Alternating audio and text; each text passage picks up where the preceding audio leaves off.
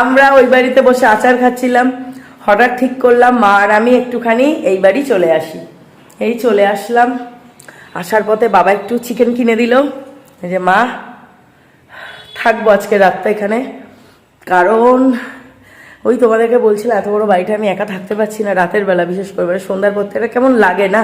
দেখো কত জামা প্যান্টটা জড়ো হয়েছে আমার, যেহেতু আমি এখানটা আসি না খুব সমস্যা হচ্ছে। প্রায় আমার শ্বশুর শাশুড়ি মা আমি ভেবেছিলাম 4-5 দিনের জন্য গেছে, অনেক দিন হয়ে গেল, অনেক দিন। আজকে আসার কথা ছিল সকালবেলা, ওই জন্য আমি মার সব ভিডিও রেডি করে রেখে দিয়েছিলাম, মানে শ্যুট করেছিলাম একদিনে 2-3টে করে এরকমভাবে, যে আমার যেহেতু চলে আসতে হবে। তো শুনলাম যে আজকে আসবে না, তো দেখতে দেখতে 3 সপ্তাহ তো হয়েই গেল, জানি না কবে আসবে, বুঝতে পারছি। লং ট্যুর মানে ঘুরছে, আসলে মাসি শাশুড়ির বাড়িতে গেছে, এমন না যে কোথাও ঘুরতে গেছে, জানি না বাবা।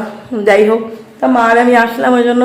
তা আমার বরকেও বলেছি তুমি এখানে চলে আসো, অন্তত এখানে আজকে রাতটুকু এখানে থাকি, তাতে কি হবে কালকে পুরো বাড়িটা মুছবো আমি। অনেকগুলো রুম, আমার বেডরুম, এই রুম, তারপরে এই যে ঠাকুর ঘর, এটা হচ্ছে মায়ের চিপস খাচ্ছে বসে, এটা একটা ছোট প্যাসেজ, এই হচ্ছে কিচেন, তোমার দেখিয়েছি আমি হোম ট্যুরে। তারপরে ওই পাশে তো বারান্দা, সব আলো জ্বেলেছি পুরো বাড়ির। দেখো বাবা, আমি এসে এসে মাঝে মাঝে পুজোটা দিয়ে যাই সকালবেলা। বারান্দা, আমার শ্বশুরের রুম, সব লকই আছে আর কি। তো পুরো বাড়িটা কালকে মুছবো, মা বলে ওরকম বাড়ি না বন্ধ রাখতে নেই বেশি দিন, মুছে তারপর পুজো দিয়ে আমার বর এখান থেকে অফিস চলে যাবে।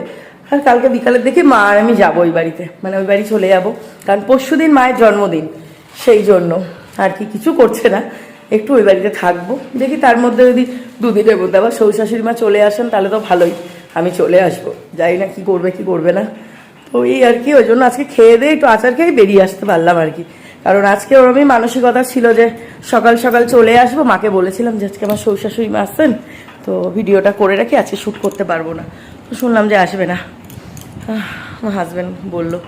যাই হোক, এখন আসলাম, বিছানা দেখো সব কি অবস্থা, লন্ড বন্ড, ফ্রেশ হবো, যাই একটু পুরো বাড়িতে এখন ধুনো দেবো, একটু সন্ধ্যা দেবো, তারপরে মা সব রান্নাবান্না করবে, এই আর কি। আমরা 3জন খাবো, মা, আমি, আমার বর। রাতে একটু রুটি আর একটু মাংস এনেছে, মাংস করবেই।